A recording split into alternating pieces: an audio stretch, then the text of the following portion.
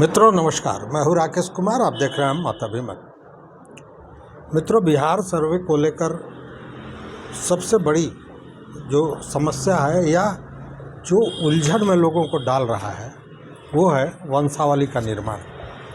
और उस वंशावली में जो सबसे महत्वपूर्ण है और जिसने एक तरह से कहें कि विवादों को खड़ा कर दिया है वो है बेटियों का हिस्सा।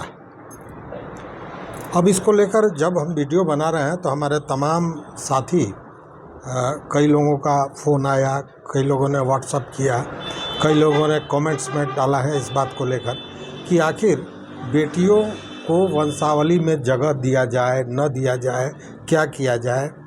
मतलब तमाम तरह का भ्रम है।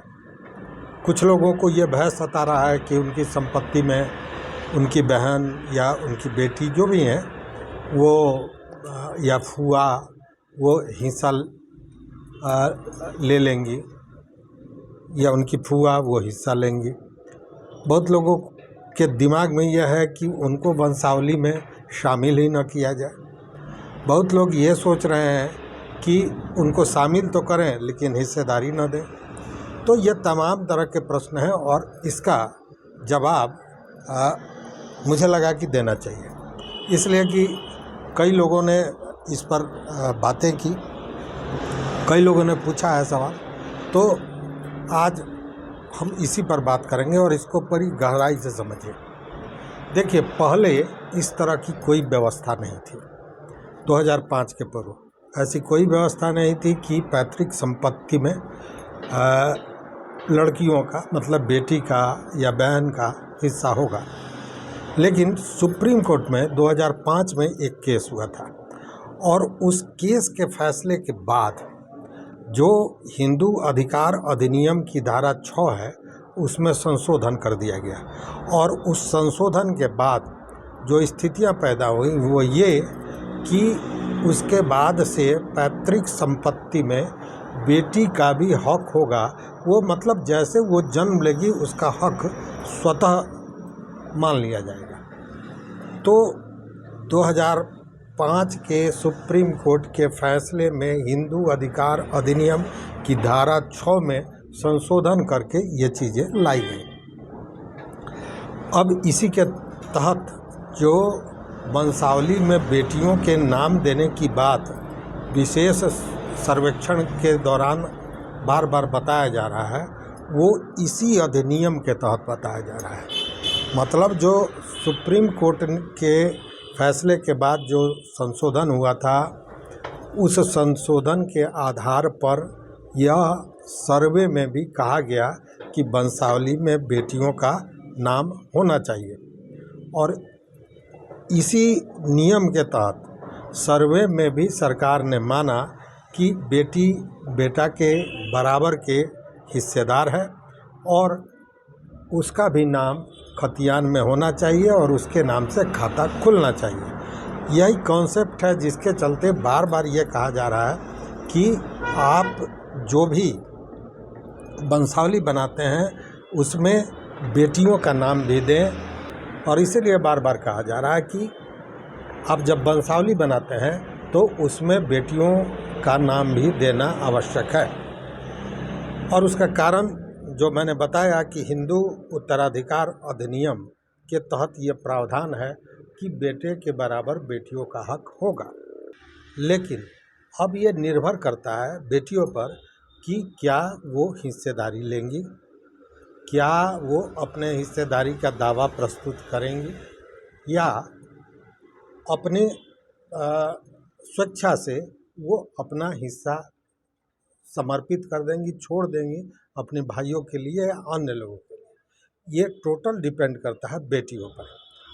लेकिन जो अधिकार है, जो कानून है, जो नियम है उसके तहत बेटियों को भी बराबर का हिस्सा मिलना है।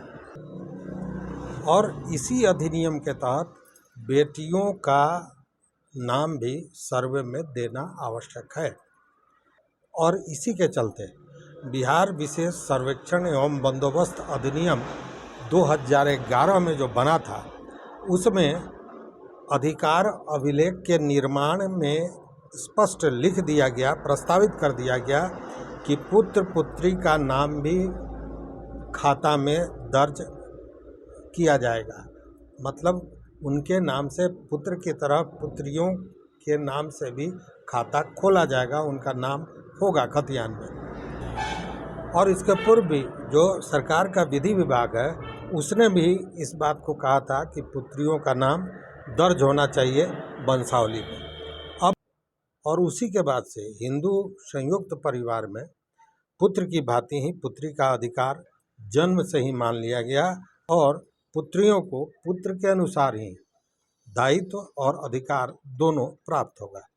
ये तो कानून की बात रही। लेकिन मैंने जो कहा कि ये जो उत्तराधिकार अधिनियम में संशोधन हुआ, उसके बाद में बेटियों को भी बराबर का हिस्सा दिया गया।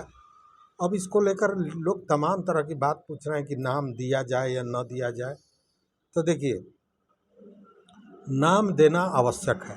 वंशावली में बेटियों का नाम भी देना आवश्यक है। मतलब मान लीजिए कि आपके बाबा जी का ज़मीन है और उन्हीं के नाम से खतियान है, तो जब वंशावली आप बनाएंगे तो आप अपने पिताजी का, चाचा जी का, अपनी फूआ का नाम देंगे।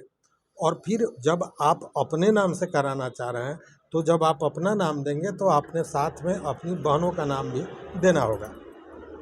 देखिए, ये देना आवश्यक है, इसलिए कि अगर वंशावली में आप ये नाम नहीं देंगे और सारे कागजात मतलब प्रपत्र 2 और 3 भर के आप जब दे देते हैं और जब ग्राम में सभा होगा तो उस सभा में गांव के लोगों से जब पूछताछ होगी तो वो बताएंगे कि हाँ साहब, इनको तो एक बहन है जिसका नाम वंशावली में नहीं है। उस स्थिति में वो वंशावली गलत हो जाएगी, इसलिए नाम आपको देना होगा, ये आवश्यक है। अब रही बात कि उनको हिस्सा देना है कि नहीं, तो ये निर्भर करता है आप पर मतलब आपके परिवार पर। देखिए, संयुक्त परिवार में पूर्व में ये जो कानून 2005 में बना, उसके पूर्व में एक व्यवहारिक रूप से ये माना जाता था कि जिन लड़कियों की शादी हो गई उनका हिस्सा घर में नहीं होता था। और उसका कारण ये माना जाता था कि लड़कियों को पढ़ा लिखा कर या शादी में उनको उनके हिस्से का दान दहेज दे दिया गया। लेकिन इसका प्रावधान क्यों करना पड़ा, उसका सबसे बड़ा कारण ये था, सुप्रीम कोर्ट के सामने जो ये बातें आई थी उसमें यह था कि बहुत सी लड़कियां हैं जो पढ़ नहीं पाती हैं, उच्च शिक्षा नहीं प्राप्त कर पाती हैं, आर्थिक रूप से स्वावलंबी नहीं होती हैं, या यूँ कहें कि परिवार वाले, ससुराल वाले उन पर पैसे का दबाव बनाते हैं। तो ये सारी चीज़ें जो थी वो लड़कियों के, कन्याओं के जीवन में एक अभिशाप के रूप में था और आर्थिक रूप से वो एक तरह से कहें कि पंगु थी। और इसीलिए सुप्रीम कोर्ट ने जब ये सुनवाई हुई थी उसके बाद में उत्तराधिकार अधिनियम में बजाबता इसको ला दिया गया कि बेटे के बराबर बेटियों का हिस्सा होगा। अब मान लीजिए कि आप वंशावली बना रहे हैं, आपकी 2 बहनें हैं और आप 3 भाई हैं, तो आपने 3 भाई का नाम दिया, दोनों बहन का नाम दिया। अब हिस्से में अगर वो दोनों बहन आपके संपत्ति में हिस्सा नहीं चाहती हैं तो बजाबते आप जो संपत्ति है उसमें आप तीनों भाई अपना बंटवारा कर लें, वहाँ पे शून्य कर दें और ज़रूरत पड़े तो जब ज़रूरत पड़ेगी तो उनकी सहमति पत्र भी देनी चाहिए। हालांकि ऐसा कोई अभी बताया नहीं गया, लेकिन मैं ये बता रहा हूँ, ये आप उनकी सहमति पत्र लेकर अपने पास रख लें और तब उनको हिस्सा आप जो देना चाहते हैं या नहीं देना चाहते हैं उस पर दर्ज करें। उसी के हिसाब से ये सारी चीज़ें होंगी। अगर ग्राम सभा में ये बातें उठती हैं कि इनको हिस्सा आप क्यों नहीं दिए, तो उनकी सहमति पत्र आपके पास होगी। और अगर आप नाम नहीं भी देते हैं बेटियों का और वो चाहें कि उनको हिस्सा चाहिए और वो अगर दावा प्रस्तुत कर देती हैं तब आपको हिस्सा देना पड़ेगा। मान लीजिए दुर्भाग्यवश जिसकी विवाहिता बहन है जिनका देहांत हो जाता है, उस स्थिति में भी उनको नाम देना होगा मृत के रूप में। लेकिन अगर उनका वंशज मतलब मृत बहन का वंशज अगर चाहेगा दावेदारी करना तो दावेदारी का हक उसको है, अगर नहीं चाहेगा तो कोई बात नहीं है। मतलब ये सारी चीज़ें अब आपके आपसी सहमति पर, आपसी तालमेल पर डिपेंड करेगा। इसमें सर्वे टीम को कोई मतलब नहीं है, लेकिन वंशावली में नाम देना उचित होगा, कानूनन यही सही भी होगा। तो मुझे लगता है कि स्थितियां स्पष्ट हो गई होंगी, या अगर स्पष्ट नहीं हो तो फिर इस पर आप कमेंट बॉक्स में अपनी बातों को रख सकते हैं। इस पर और विस्तृत रूप से हम दूसरा वीडियो बनाएंगे, आपके आवश्यकता अनुसार, आपके क्वेश्चन के अनुसार। तो स्थिति यही है, वंशावली में नाम बेटी बहन का देना चाहिए। देखते रहिए मत अभिमत। मित्रों, चैनल पर नए हो तो सब्सक्राइब कीजिए, लाइक कीजिए, दोस्तों के साथ शेयर कीजिए और अपना विचार जरूर दीजिए। बहुत बहुत धन्यवाद, बहुत बहुत धन्यवाद।